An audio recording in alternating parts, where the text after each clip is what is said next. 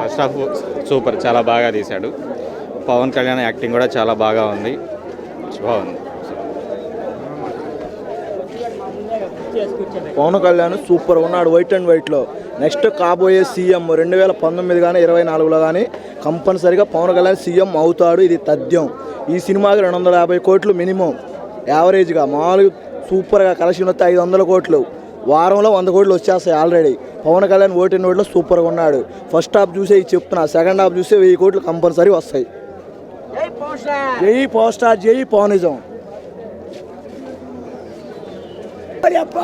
తెలుగు ఇండస్ట్రీలో ఒకే ఒక్క ఫ్యామిలీ ఉంది, అది మెగా ఫ్యామిలీ.